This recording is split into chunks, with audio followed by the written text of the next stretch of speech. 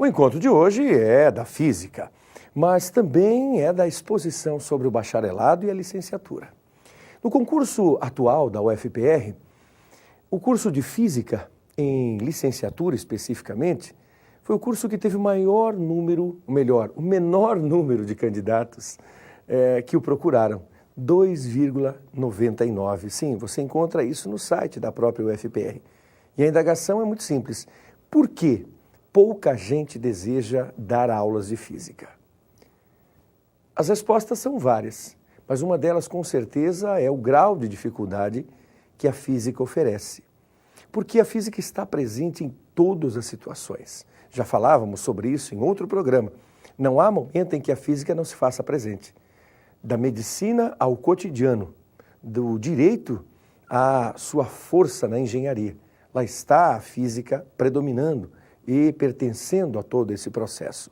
Estudar isso, os fenômenos da física, requer sempre, da nossa parte, muito esforço, muita dedicação. Por isso é claro que aquele moço, aquela moça que fez a sua inscrição para o curso de física, em licenciatura especificamente, deve não só buscar essa curiosidade, ter essa argúcia por querer informações científicas, técnicas sobre os determinados fenômenos da existência.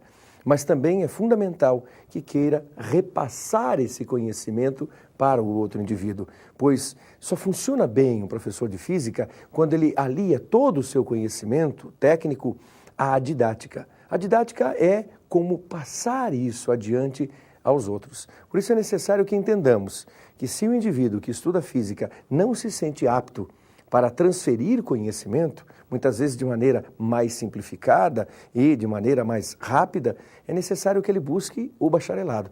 Pode fazer isso em menos tempo, inclusive, porque, via de regra, os bacharelados funcionam entre 3 a 4 anos. 4 anos é o período normal, como é o curso de licenciatura, mas há determinadas instituições em que se pode fazer o curso de bacharelado em física por 3 anos. E aí seguir um caminho diferente do caminho de lecionar, de ensinar. Professor Tony, bem-vindo, e eis que a física dá o seu sinal concreto e completo no Projeto Eureka.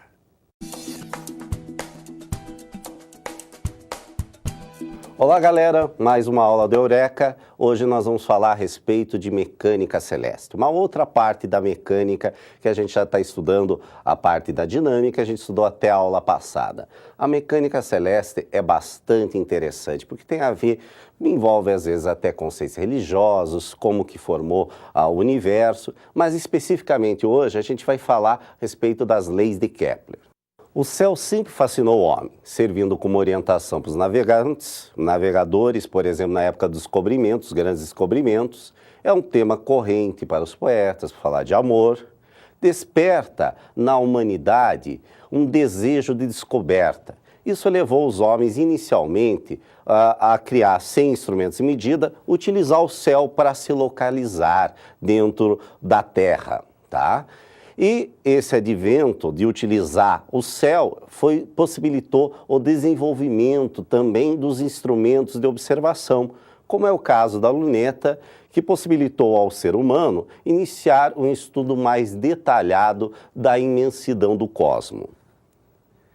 Hoje, o uso de poderosos telescópios como o Hubble, que fica no espaço, está demonstrando que, através das imagens captadas, que o céu é muito mais complexo do que se imaginava, por exemplo, há 500 anos atrás. Kepler, ele descreveu o movimento, pensando nas suas três leis, exatamente no movimento para o sistema solar, o nosso sistema. Mas hoje a gente vê que praticamente dá para ser utilizado em qualquer lugar do universo. Ele separou as suas observações através de 3 leis. Nós temos a primeira lei de Kepler, que é a chamada da lei das órbitas. Órbita de um planeta ao redor do Sol, no caso aqui no sistema solar, é uma elipse. Uma elipse, ao contrário de uma circunferência que tem apenas um centro, a elipse tem 2 centros, que esses centros na elipse a gente chama de foco. E o Sol sempre se localiza em um desses focos da elipse. Então, a lei das órbitas fala que o planeta sempre se desloca em uma elipse em torno do Sol e o Sol está em um dos seus focos. essa lei é bastante simples e ela é bastante teórica, então a gente tem que entender um pouquinho melhor a respeito dela.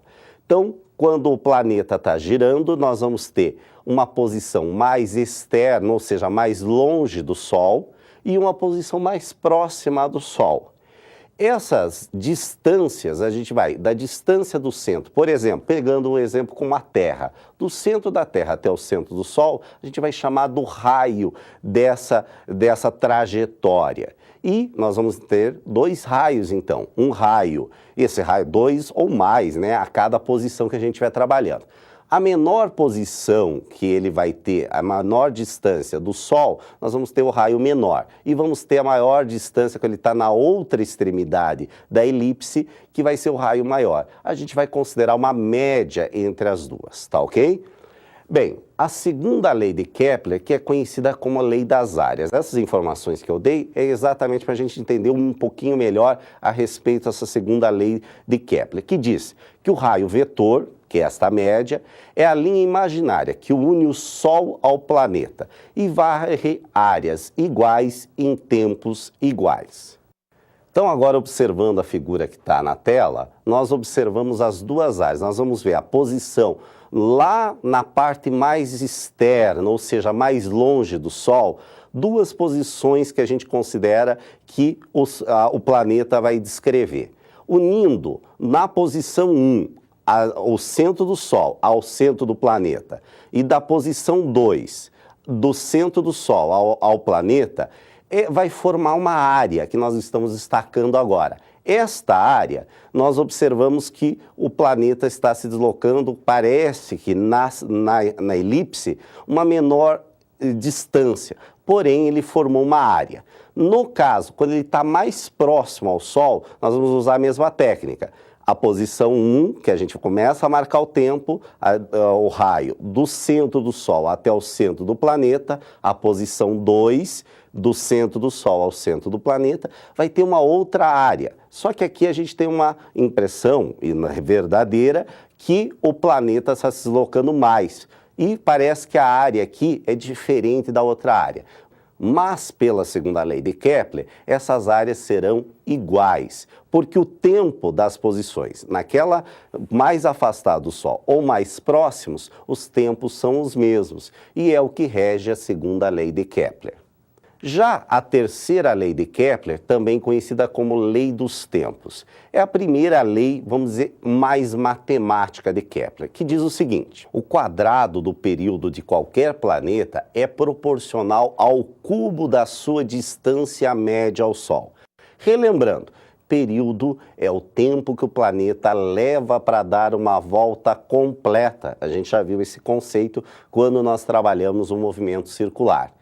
E no caso, o raio médio, a gente já falou agora há pouco, é o raio menor que o planeta vai ter e o raio maior. Nós vamos fazer uma média entre esses dois raios e a gente vai utilizar para colocar nessa formulazinha. Então, a formulazinha vai ficar T ao quadrado sobre o R ao cubo é igual ao K, que o K é uma constante física válida para todos os planetas que giram ao redor do Sol, dependendo apenas das unidades utilizadas. E esse K, como já diz, é uma constante, vai ser igual para todos os planetas.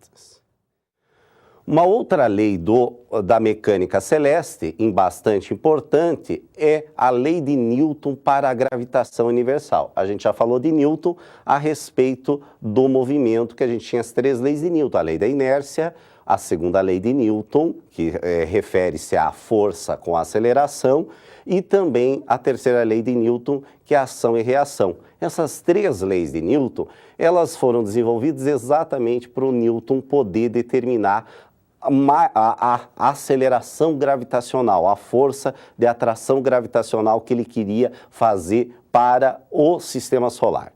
Então, nós temos a lei de Newton para a gravitação, que diz que dois corpos se atraem com forças diretamente proporcionais ao produto de suas massas e inversamente proporcionais ao quadrado da distância deles entre os seus centros de massa. Então, portanto, a formulazinha da força vai ser: força é igual ao G, que é uma constante, que a gente sempre vai ser o mesmo valor, vezes a massa do planeta em relação ao outro corpo celeste, dividido pela distância ao quadrado. F igual a G vezes M maiúsculo vezes o M menor, dividido pelo D ao quadrado. No caso da aceleração da gravidade, para a gente calcular em qualquer planeta, a gente só tira a massa menor e o Gzinho vai ser dado pelo G maior, o G pequeno é a aceleração da gravidade, é dado por G, é igual ao G maior, que é a constante, vezes a massa do planeta, dividido pela distância ao quadrado. No segundo bloco, nós vamos fazer algumas aplicações a respeito desses conceitos, das leis de Kepler e da lei da gravitação universal de Newton. Até lá!